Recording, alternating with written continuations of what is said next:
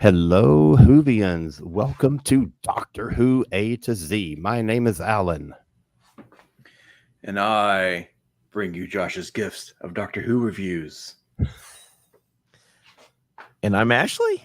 Well, that's just boring. Yeah, Right. I know. All right. So here's the scoop.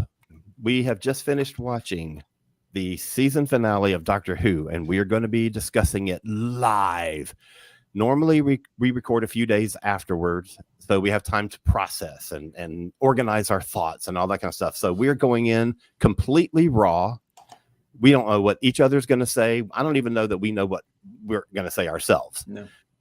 So there will be spoilers. In case you don't know, there will be spoilers. So if you haven't seen the episode, you are going to find out things that you don't want to know yet. So as long as you've watched the episode, we're going to get rolling. Now, this is a live show. If you're watching live, feel free to comment and let us know what you thought of the episode. Give us questions about the episode, blah, blah, blah. If you're listening to this on the podcast, this live show happened days ago and it's not live anymore. But please listen. And here we go. All right. So we just finished watching this is a season where Russell T Davies has surprised us over and over again. So I'm anxious to know, what did you think of this big finale? How RTD was it? How insane was it? Who wants to go first? Well, I mean, sure, I'll go first. All right. I can't believe that he did it. The son of a bitch did it. He made a Doctor Who finale that I didn't absolutely hate and cringe during the entire time. Was it perfect? No. But did I enjoy it? Yes, very much so. I don't think I was disappointed. He did everything that I wanted him to do in a very well thought out, all the I's were dotted, all the T's were crossed. And I kind of love where it ended up.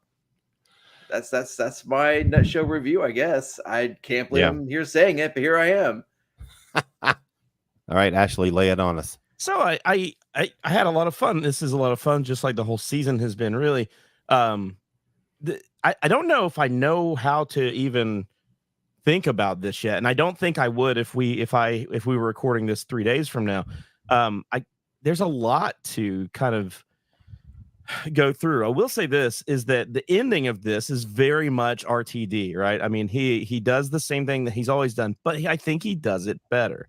I think I don't want to jump into this spoiler. I don't know. There's so much to talk about here. So I mean, like, we're gonna have to unpack here. Yeah. Right. So just jump right in. Kind of the end of it, you kind of go through the whole thing, and then the end of it, it is polar. I think he's done this on purpose.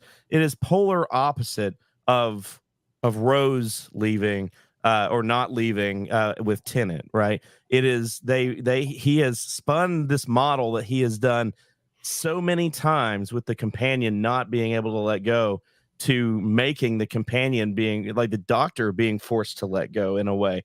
And I actually think he's done that a lot through this whole season. He's flipped the role of the Doctor with this, and honestly, I think Millie, Josh, I think you said this early as we were watching the season. I think Ruby is my favorite modern companion. Absolutely. Wow. I'm telling you, I'm watching the end of this episode. I'm like, no, don't write her out. Come on, man. Don't write her out. She's the best one you've done. Don't. Wow. Man, that's saying a lot. With that, I already said it, and I'm talking about Ashley. I know, but I mean, for me, that is saying a lot. But I will say this though. It may still go off. I don't know, but we said at the very beginning of this, 2 episodes in, we were like, Susan's showing up by the end of this, and of course we knew. Last week we got it that was a setup, that was a trick, not only for us but a trick for the Doctor. But I still thought that shotgun was going off by the end of this episode, and it did not. Yeah. And that is the most disappointing thing. Now, it's still set up in a way in which it still could. But I think in terms of like the season, kind of jumping all over the place, but in terms of the season, like I Susan want to not get showing into up. all of that, Ashley, but I also want to let Alan have a chance to tell us what he thought about Yes, the yeah, episode. go You're like ahead, getting Alan. into the Sorry. details. And I know. I want to get Alan his chance to let him know what he said. I gotta blow it all, I guess. So All right. We'll get to it. I promise. Exactly. We've got plenty of time. I am shocked at how much I enjoyed this episode because I think this is the first RTD finale, the first second of 2 parts that I have actually liked. And that is huge for me because I have hated some of them. Absolutely. There are Right things, with you, buddy. There are things about it that I thought were silly and over the top and typical RTD, but it was kind of a small percentage of the episode, and everything else around it was so good. So I'm surprising myself at how much I like this. I mean, I'm right there surprised with you. I mean, I had hope. I had a lot of hope. I mean, this season has, I don't know if it's turned me around on RTD, but it showed me that he can produce stuff that I am 100% into. And so I was like, all right, we've done it so far. Maybe this will be the finale that I'm into. And it was. And I am more shocked than anybody to be admitting that. But here we are. I mean, here we are. He pulled some really cool tricks here where he tied all these little things from earlier in the season, the rope, the gloves, the 73 yards, all that stuff has different and new meaning in this finale. And I knew he would tie some of that stuff in, but I was really surprised at how much it all sort of like became intricate into this plot line. Absolutely. And I want to get back to that because I've got a lot of thoughts about that. But let's get back to Ashley's point because he's dying to talk about Susan. And I want to talk about season 2. Everybody wants to talk about Susan. And I mean, I was just as shocked as you were. Like, I thought we were going to get just the cameo at the end, just him walking out to see her. And I mean, that's all that we would have needed. I mean, maybe it'll be a big part of future seasons. Again, we talked about in the earlier episodes about how it seems like he's playing a much longer game than he ever has before. He's always been very like single season oriented, but now he's going out long and far. So, I mean, maybe that'll be better in the long run. Maybe, I mean, would I have been happy to have that cameo of him revisiting Susan at the end? Yeah, I think it would have tied in great thematically, but maybe we get something even better with an actual big part for her in the show. Right. And that's what I'm thinking. If we had just got a cameo, we would have all felt robbed that we didn't get more.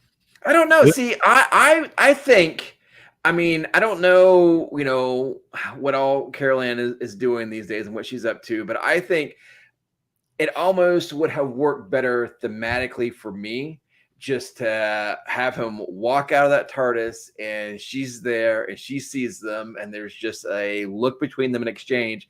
And we never have to actually see what that exchange is. It can live in our memories and be what we want it to be. I think that would have been a wonderful end moment to tie everything up thematically for this season.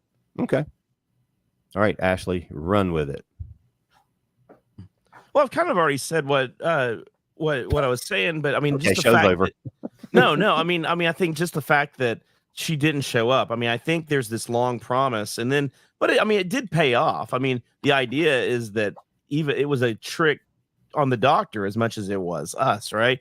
And so if you play it that way, but still, I thought by the end of it that she was going to show up, just like Josh. I mean, you have the memory TARDIS there, you have all of those things, you have everything is set up for that to show up at the end, and then it didn't, and that's a little disappointing. But there's lots of other things to talk about. So. Can we jump in and talk about Sutak?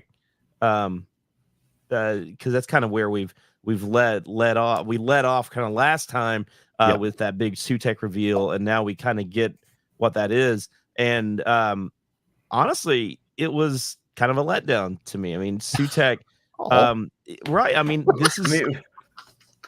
Here's the thing. Here's the thing. They were happy. I know. I think it was I think it was great. I loved it with Sutak. We have Gabriel Wolf doing the voice. It's incredible. But if they had done this slightly differently, the reason Sutak was in it wasn't in it that much, and it's because they spent all the budget on doing that as a big CG dog, right? Had they just made the big CG dog be a thing and then allowed it to turn into the guy in the mask, they could have done so much more with Sutek, where he goes between the dog and that, because there were those two characters because we had two characters that were his minions, right? One of those could have been the one at the TARDIS controlling it. He could have been kind of trapped to the TARDIS because he never leaves the TARDIS until the Doctor forces him to. So it could have easily been Sutek in a mask, and then he becomes corporeal in the dog form, because we already had a character doing that. And so let me just go ahead. Let me just get this straight. Your big complaint is that we don't have a guy in a dog mask standing around doing not much of anything. Okay, that's your big complaint. But again, what do you want him to be doing? I mean, other than being a guy in a mask when sitting at the controls of the TARDIS. I mean, he's just sitting there being a menacing dog. Like, he doesn't do anything. But he doesn't have to. But he's using immense power. Why would that's his power. Fair enough. His power is just being bored. He destroyed the entire universe. Right. What more do you want, Ashley? Like, he killed everybody. He even got dear old Mel. Got them all. What more do you want from him? What does a god of death have to do to satisfy you, Ashley? No, fair enough. Oh my gosh. But okay, so Sutek, he is a big CGI dog, and that's fine. How convincing was that? I mean, or does that even matter? I mean, I know that we're classic Doctor Who fans, and convincing special effects are not something that throws us off. I mean, it was fine. Ultimately, if I had to pick, I would have preferred to have, a person there. The CGI, it's fine. It was fine. Exactly. I didn't hate it. It looked ropey at bits and pieces and parts, but ultimately I didn't mind it at all. It worked just fine. It's just, I mean, it's CGI. I'm never going to be a big fan of CGI, a big CGI monster. I mean, I get it. I know why they did it, because you don't want to look silly. Everybody's always afraid of Doctor Who looking too silly. And if you got this big ultimate evil power and it's just a guy in a crappy mask, it's going to look silly. So I understand why they went the CGI monster route. We're old school. I don't think it's necessary, but the CGI doesn't make it not silly, though. That's the problem. But I mean, if I don't know. I'm just trying to put myself in, like, the kids today kind of mindset, and they're used to the CGI monsters, and they see the Marvel movies and everything else, and everything's a CGI monster, and they're ready to accept that, and I think they're less likely to make fun of that than a guy in that mask. I'm honestly surprised as hell they showed that in the episode itself, going back to showing clips from Pyramids of Mars and that puppet look at mask in the Time Vortex. I had a feeling that they would work in clips from Pyramids, but not nearly as many as they actually did. Yeah. I was surprised by how much they inserted of Tom and Liz Sladen and I know good old Sutek. And I'm gonna take the L on this one. We had a little group discussion in our own chats over this week about what qualifies as a true sequel. Is it just a returning villain, or is this a sequel to Pyramids of Mars? And Ashley, I grant you my mea culpa. I grant you that this was a true sequel. Josh grants you the gift of sequelness. That's right. Because we were like, well, just because Sutek's back doesn't mean it's a sequel, because any more than Davros appearing makes it a sequel to Genesis of the Daleks. Yeah, but this totally was. I mean, like, it's definitely a sequel. It definitely picks up on the stuff that was done in the prior episode and plays up on it. So it's definitely 100% a sequel. And while we're talking about Sutek, I want to give all the props in the world to RTD, because you brought up the things that he brought back and explained little things. Sutek, we got an explanation of why he's different now. Yep. And it amazes me because, again, RTD's has never really been worried about making sure things make a lot of sense and tying plots together. It's almost as if, he has been working with Moffat and wanted to make sure that, hey, we got to pay off on every little thing that we've done and make sure we get the explanations. And boy, did I enjoy that. So I enjoyed the fact that, this tied in directly to what happened to him at the end of Pyramids, that we saw that what happened in the Pyramids, how he clung to the TARDIS, and having him just be lurking around, building his power all these years, being in the vortex, traveling with the TARDIS, that basically enabled him to become this higher personification. I mean, he was already an uber powerful alien, and now with all this exposure and his time travel, he's got all of these more powers, and it worked for me. And it's all that I needed, and I'm very happy with that. Okay, before we move on, I've got a comment from Shade Infinity, who says, I mean, Josh is a Scottish lord. Granting his mea culpa is quite magnanimous. I am technically a Scottish lord. I got a piece of paper that's between everything. And with that, I will say, anybody watching, feel free to drop in comments and questions about the episode, about whether you liked it, whether you didn't like it. If you have questions about what happened in it, let us know, and we'll address it as quickly as we can. Okay, Ash. I want to say one thing, going back to the CGI dog. I feel like the CGI dog was put there just for the gag at the end. I feel like RTD was like, how can I put Sutek on a leash? I mean, and how do you do that but make him a giant dog and then have the TARDIS take him for a walk through the time vortex? I mean, you're not wrong. And again, this is RTD. I didn't say the episode was perfect. I did say it wasn't perfect. And the fact that he's got to get in his little like juvenile jokes. And I think you're probably right. It was done just for that joke. I agree. That was the weakest part of the episode for me, was the whole putting him on a leash, dragging him through the vortex, and the whole like, what do you get if you bring death to death? You bring life. Yeah. It was a little silly, but I was just saying that everything else around that bit was great. I loved it. Well, I mean, you're not even like 5 minutes into the episode. We're like, oh, reset button's happening. We're doing a reset. Oh, I know. So everybody can just be killed. So he's obviously got to come up with something. He could have just done some sort of like rewinding of time. This is also nonsensical, but when are Doctor Who finales ever sensical? Right. But I will say that as at the beginning of the episode, when we saw the effect and we only knew that it was limited to unit, to the people that were in the room with the whatever, it could have been like, okay, so they are going to kill these people off. They are going to reset for a new unit to come in to do the spinoff or whatever. But but half a second later, I was like, nah, they're going to just. You're not killing Kate Stewart off. I'm sorry. Exactly. That's just she was never staying dead. Maybe if everybody else except for her had been killed, I could have believed you. But there's no way that Kate is killed. No, absolutely not. You're also not going to kill off New Benton. Not this soon. They better not. Apparently him and Kate's a thing now. Oh, I know. They were definitely handsy, weren't they? I mean, can you blame them? No.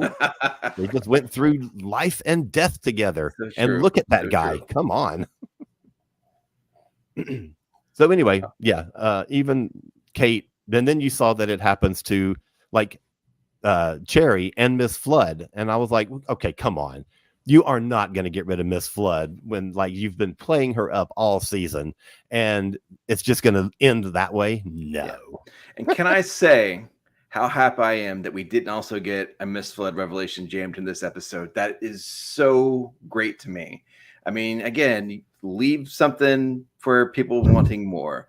Right. And we didn't need to resolve everything in this episode, and he didn't. And that was very appreciated. Let the things that needed to be resolved have the room to breathe. And I really appreciated that.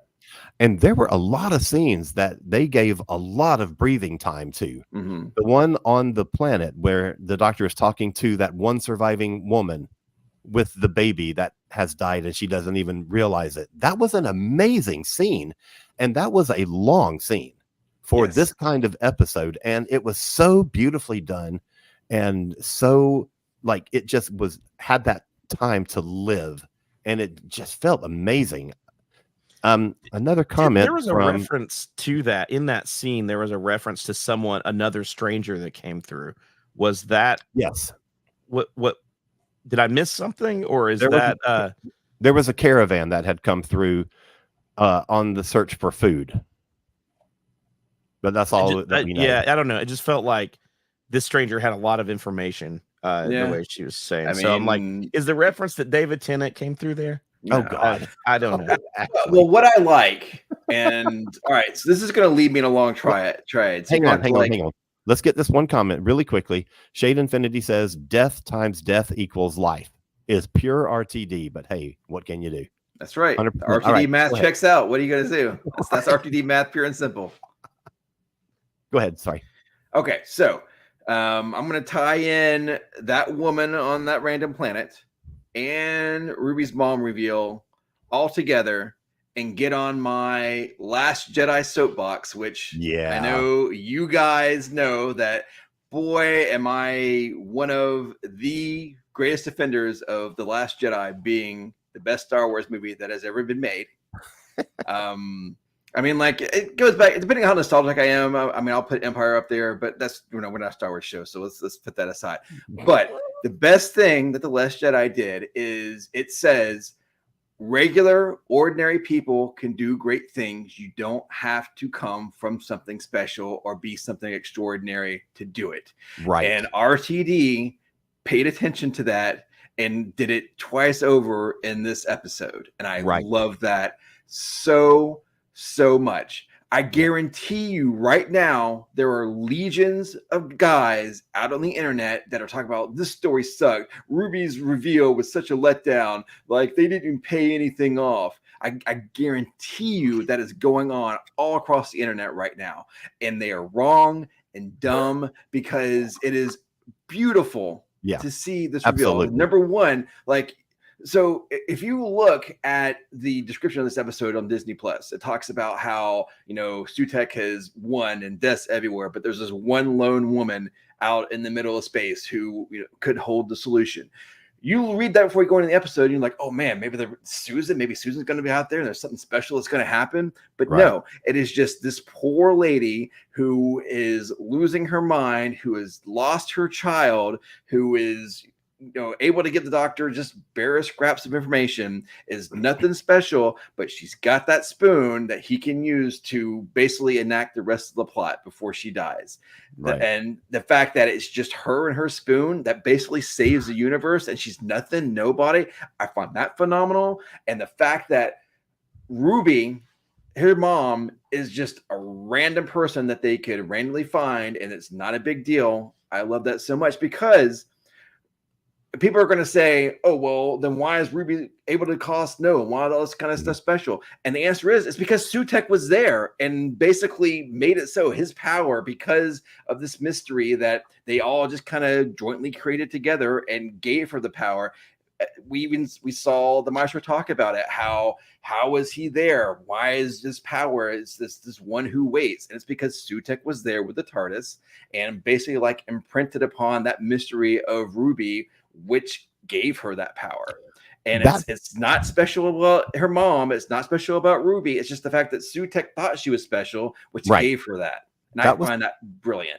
That was probably my favorite part of the episode, is that quote at the end. She's important because we deem her to be important. We invest things with significance. And I thought that was one of the best lines RTD has ever written. Loved it. And you know, you're absolutely right. That is, it makes the story better, that it's not a big monumental reveal. She's just a lady sitting in a coffee shop. That's the best thing ever. Amazing. Right. And Ashley talking about how RTD is doing things like completely different. Like, it's not that Ruby is the specialist girl in the universe with all the specialness about her, and she's just a girl who just happened to be at the right place at the wrong time to get all of this involved in all of this stuff. Yep. And she is amazing in spite of that. She doesn't need all the specialness. Her mom doesn't need to be special for her to be this great, brilliant companion. And I love that so much. Yep. Me too. Absolutely. We got scenes in the memory TARDIS, which I really loved. And, you know, we had heard through the grapevine that they had actually built the set for the series, and then they used it to shoot all these other things on the set. So it wasn't a special set that they built for the Tales of the TARDIS. They just use that. And I love the way that they have used it and intertwined it into making it important in this episode. And you could almost take the newest one, the one with Pyramids of Mars in it, where the Doctor and Ruby are talking about it. You could take that and insert it into this episode Right, when they're in. Exactly. When they're in the memory TARDIS and she asks questions, you could edit and just put that new episode with the cut down pyramids right in there and then go right back into the episode proper. And I love that. Yeah, absolutely. It's again, all ties in together. I love. I can't help it. I'm a fan that just loves to have everything connect, and he makes everything connect. And there's not really any place that I can focus on that it didn't. It all made sense. I mean, everything had a purpose, down to the whole 73 yards. I mean, we don't get a whole explanation of what was actually going on in 73 yards, but we know it has something to do with the TARDIS and the way that his perception filter works. And something happened when Ruby was there, and some part of that imprinted on her or something. I mean, I don't need any more explanation than that, because, and it just, the fact they use that is just a great little callback. And the fact that they factored in Ap Gwilliam, that was great. That was great. Ashley, you want to jump in? Yeah, I mean, and to think with that Tales of the TARDIS episode is while they're talking, Mel's dying over in the corner. That was amazing. But they're so preoccupied with stuff that Mel is fighting this internal battle, and they don't even realize it. Oh, Mel is so good in this episode. This is best Bonnie Langford appearance as Mel ever. I mean, absolutely. I mean, and I think she's done some great stuff for Big Finish, but this just is, I mean, obviously you get to see the performance along with hearing it, like it just makes it that much better. But boy, she's just doing so much. I mean, she had that great scene last week where she's getting the Doctor up off his feet and getting him back into the saddle of what's going on. But from the get-go, when she makes him get out of the studio and she jumps on that bike and they're racing down the street and she's saving him, and just, she's there side by side with him and Ruby for the entirety of the episode. It's so good. Well, and here's the thing. Oh, go ahead, Alan. I was going to say, and Bonnie got a chance to play a villain for 5 or so minutes and was phenomenal in that. Okay, go ahead. Sorry. Well, I was going to say, in a way, Ruby in this episode, not to take anything away from the character from Millie, but is a plot device, and Mel is the companion. Like, Mel is a proper companion in this story, in especially the first half of the story. And I love that, because I mean, I've never been a huge Mel fan. She wasn't given a real good shake in the classic series, and to see her, I am hoping, if they go through with this unit show, is that she is in it, and not only is she in it, but she drives it. It wouldn't bother me if her and Kate were the main forces of that series, because she's just, to give her that opportunity all these years later is phenomenal, because she's definitely changed my opinion of maybe to some extent her as an actress, but being able to see Mel as a character given good material and running with it is phenomenal. And I've got to give props. I don't know if it's props to RTD or if it is props to Bonnie, but I feel like, I'm sure at some point they were like, well, we got to have Mel scream, right? Because it's Mel. She's got to scream. And they didn't do it. And I think that was the right move to make. And I really 100%. Appreciate that. 100%. That was correct. As long as we're talking about props, and particularly to actors, I just want to say that Ncuti Gatwa was riveting in this episode. He was pitch perfect in every scene. I just thought he was incredible and drove the whole episode. I mean, as he should, because he's the Doctor. He's the lead character. But man, that guy. You talk about the power of Sutek, the power of Ncuti is, what a phenomenal actor he is. I mean, he is good.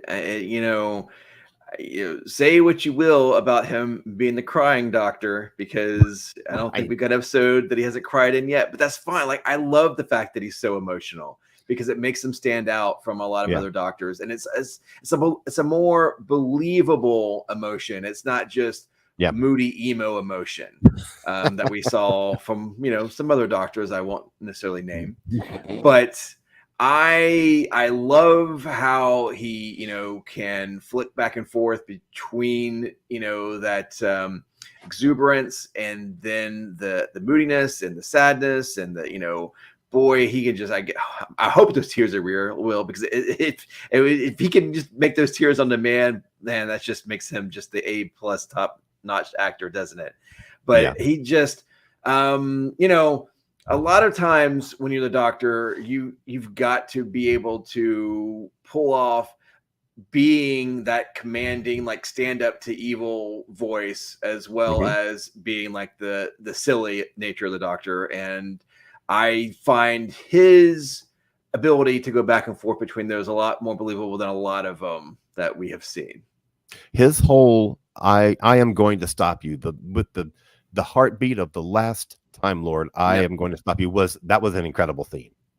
Just amazing. And there was a bit of that in the trailer, so we knew it was coming, but that whole scene, he was just commanding. Yeah.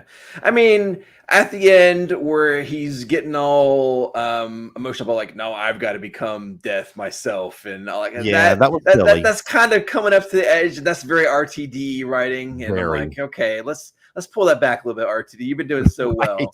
Right. But I mean, bring it around at the end. Like, one of my favorite moments in the episode is at the end where he gives the absolute wrong advice because he's kind of covering for his own foibles, or because he doesn't feel like he has the strength to go back to confront Susan. So when he takes Ruby to go see her mom, and he's like, well, she's had all this time to look for you and she hasn't, and she's happy and she got all these things for her, and the only reason you found it is because you have a time machine. Like, maybe we should just let things be, which is absolutely the wrong advice to be giving to Ruby at that point in time. But it comes from the true nature of his own fears, and the way that Shooty pulls that off, like, he's saying it and you can tell that he doesn't really believe what he's saying, but he feels like he has to make himself believe it. And that's he's also great. Yeah, he's also protecting her. He doesn't want to see her get hurt. And so there's that dual thing going on. But yeah, that was great. And, what an example of strength from her that she ignores him and does it anyway. On the other side of that, though, is it kind of selfish? Does he know what this will do? Does he know that Ruby will go and want to be with her new family instead of be with him, which is what happens. That's and true. In the end, he holds it together, but you can tell he's very upset. He turns around and there's his tear again, right? Like, he is, so in a way, maybe that's him going like, maybe this isn't a great idea. Let's just go get in the TARDIS and go have more adventures. And where because he knows that connection is going to bring Ruby away from him. And that's what I think is so interesting. This actually, the very first episode with Space Babies, and when we talked about it, I said, I feel like they're just doing Rose 2.0. And I was wrong. I was very wrong, to the point where they're doing more like Rose, the polar opposite of Rose and what he did. And it's almost like he's trying to almost fix past sins through this character, because it is he's completely changed that on the way, and it is not comparable to Rose or anything from that era, and I think that is fantastic. Okay, I've got a good question from Aiden Davies. I wonder, any relation to Russell T? Don't know. But Aiden says, did anyone else feel like the entire plot about Ruby's mom and stuff was really for nothing? And Sutek was really that crazy, to be honest. Felt like I watched a Marvel film. On that point, I feel like, yes, RTD is definitely writing for and pitching this show toward a Disney Plus audience. we know, well, what has been said officially is that Disney Plus does not have any creative input into the show, but you know that he's pitching this show for the Marvel fans, the Star Wars fans, Sure. because he's making it in a way that they are used to watching. You know, it does feel like a Marvel finale in a way.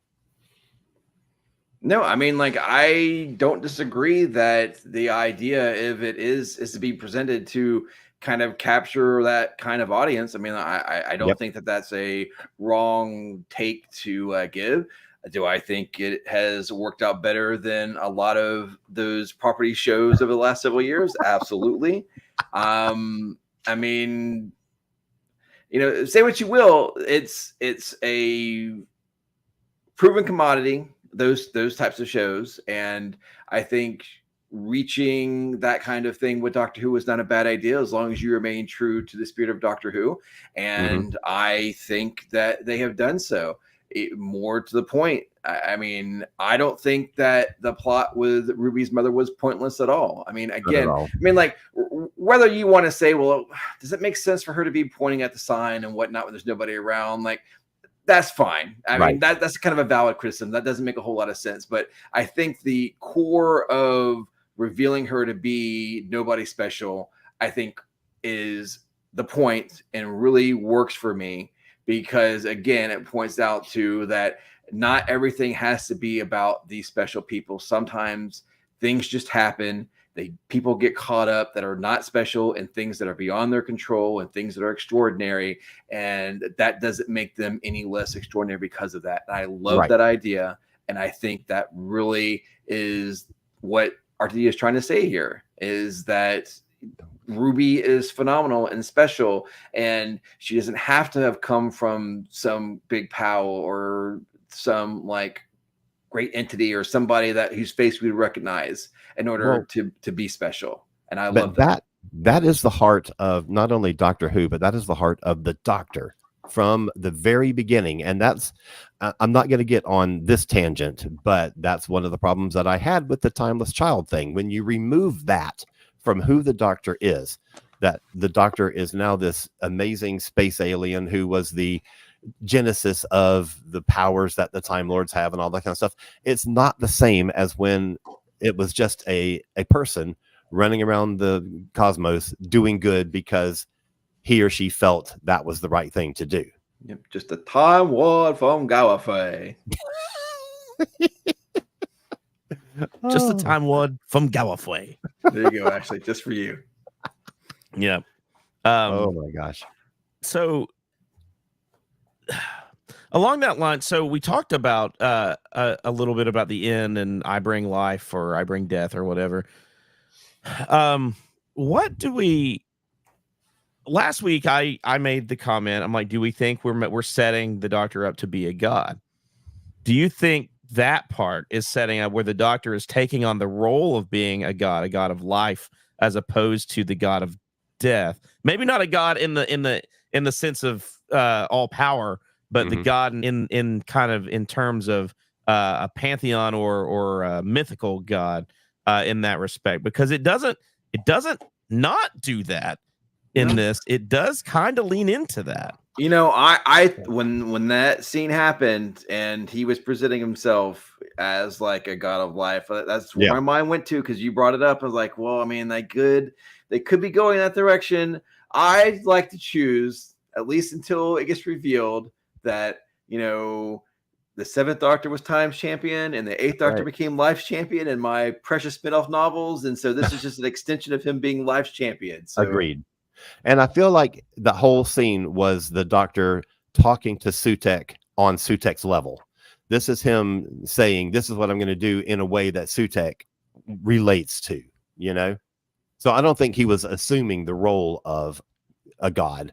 I mean, I'm not going to put anything past RTD, especially if he plans on running with that Timeless Child nonsense. Like that could be a reveal. I mean, we'll have to wait and see and hope for the best, but I would not put it past RTD to do that. I mean, let's hope not. Again, I'm with you, Alan. I don't want him to be a god. No. I mean, we don't It need to just rehash ruins that. If you want to hear our opinions on that, you can go back to last week's episode. Here's so two things on that. One is I was very disappointed that Sutek didn't say that he would give parts of the universe to him as his plaything. And with that callback, I would have liked to have heard a line like that. But the other thing on the God thing, and maybe we're rehashing, but I think the Doctor, it depends on how you define God, right? I mean, something that can stand up to a God could therefore also be a God, because like Sutek's not a God. Sutek is really a mutation. He has been in the time vortex for so long. He's just he's a Titan. They use the word Titan in the Tales of the TARDIS, right? And I think God's the wrong word that they're using, but I do think the Doctor can always stand up to those things. It's not to say that he is on their level, but he's a God the same way like Hercules is a god in Greek myth, right? A flawed god, but able to stand up to those other ones. So I don't know, not to rehash that, but I have a feeling that's where they're going, and I don't think they're rewriting anything. I think they're basically just codifying what has happened for the last 60 years in that respect, because one thing RTD has done in the past is this idea of like myth, the Doctor as a myth. And he hasn't done it well, but it is a theme that he has played with. And I do think in the mythical sense of the word, I think the Doctor is kind of like a god. I mean, he's definitely he's godlike to humanity, to some level, but I don't know. I'm probably pushing the issue. I like to look at things from that angle. And we'll see where it goes. I agree with you guys, but I tend to think that is the direction that RTD is going to take this, going on with that Timeless Child piece. Oh, great. But hey, look, I don't have a great track record. Josh has the great track record. So especially this season. Yeah. So I'll say I don't have a great track record. So I don't read the room very well. Well, I mean, your problem actually is you just kind of shotgun blast your thoughts out there. Like you don't stick it to a clean train of thought. You're like, well, what about this? What about this? What about this? Eventually, one of them you don't have a string aboard. You got a big old wiggly wobbly like stuff of red. I just have a board with tons of Post-it notes that don't connect. Right. They're all separate thoughts, and I'm like, one of these is gonna be right. Right. Exactly. Well, all right. So let's talk about Mrs. Flood for a second here. Oh, here we go. And so I love the idea that we didn't get to reveal Mrs. Flood, and you picked up on this last week, Ashley, so don't sell yourself too short, because I am 100% convinced, and I'm planting my flag right here, that she has got to be the new master of the land of fiction, because that's just the only way any of her stuff makes any sense. I mean, you know, after last week's reveal, and people were talking about, was she connected to Sutek because, you know, like the Nile floods and all that kind of stuff. And I was like, I don't know if she's connected to anything like that. I definitely didn't think that she was as villainous as they kind of made her out. I figured like they would do the reveal that, oh, she's actually not a baddie, she's a goodie. But it seems like she's definitely, at least if not an all-out baddie, she's definitely not on the Doctor's side per se. And you know, she's got plans for the future, and then when she gets killed, she's like, oh, well, so much for all my big plans. But then she comes back, and boy, doesn't just look at the screen at the end. She gives a full-on soliloquy at the end. And that is so much a storytelling device. She's got to be involved in Land of Fiction. That's just the only way it makes sense. Well, I don't think it's the only way. I think there are things that RTD has in his head that don't involve the Land of Fiction at all. Well, in Josh's head, that's how it makes sense. It's got to be Land of Fiction, because I can't have a regular character talking to me from the TV screen that is just a regular character in Doctor Who from planet, Flubarb. So she's got to be from the Land of Fiction, or if that makes sense to me. So but at the same time, it could just be the same concept, but a new character, just like the Dream Lord in the Matt Smith era was basically the Valyard. Oh, It was the same sort of concept. It was just, you know, And slightly. then- I guess. But you say that you put me in the same camp as Ashley, where Ashley says, "Well, why make something new if you already got something great to use? Don't put me in Ashley's camp." Hey man, accept your role. I am going, and I'm going to do this purely visually. I do agree with Josh. I think that there has to be something connected to that story element, because she has been kind of the storyteller of this whole. Every time she's there, she's talking to us. There's two things that I noticed. I had to rewind it to check what it said. When she comes back to life, she says something like "the little man did it," or something along that line. Yes, she did. She said, "All right, so that's." She says the clever man did it, or Clever man, right? No, She said little at some point. I'm sure of that. Well, she also said clever. Well, yeah, and that's true. And obviously, I'm sure you've all seen the pictures on Facebook where the fact that Mrs. Flood happened to be wearing somewhat of a similar outfit to Clara at some point. Lord.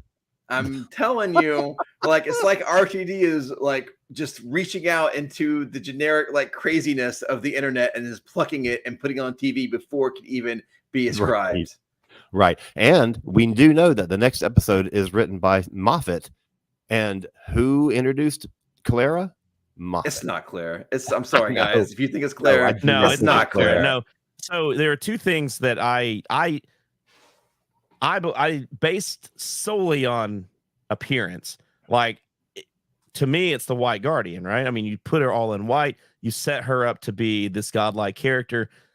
Maybe they're combining those two elements, the land of fiction and the White Guardian. But I feel pretty confident that they're going to she's going to be a guardian of some sort. See, I didn't get guardian from that. I got more level. Like Snow Queen from that look, like a witch. Now, I could see, all right, fine. If you want to play and stay in the pantheon, maybe like she's the god of stories. The god of stories, the god of mythology, the god of fable. Well, I think they're going to be, it was very Mary Poppins-esque too, right? Like she's standing there with her umbrella and her suitcase ready to go. Right.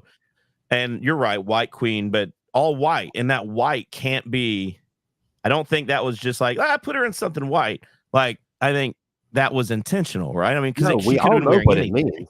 We all know what it means. She's Romana. Also a possibility. I'm thinking it is just all right, well, she's getting ready to go off into the Christmas episode outfit. Exactly.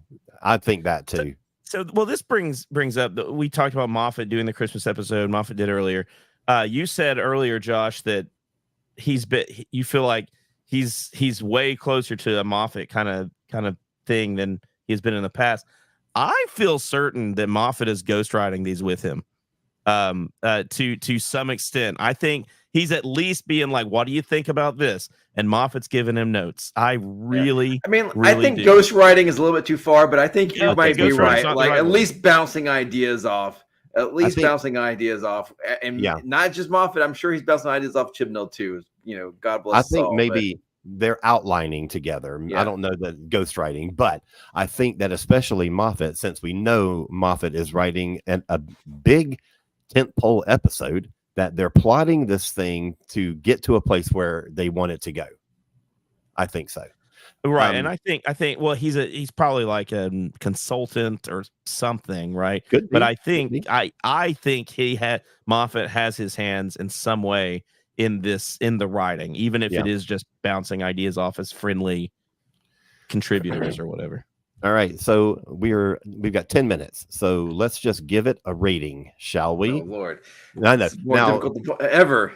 Let's keep in mind that we're going to be doing a season 1, series 14 wrap up in our next episode, which I think will be in 2 weeks, and so our scores might. Yes. We might rejig them a little bit because we have to consider everything that we've now seen that has tied into this episode and all that stuff. So whatever we say tonight, we are not, we're not holding to until the next episode. So based on just having seen the episode tonight, what's your impression?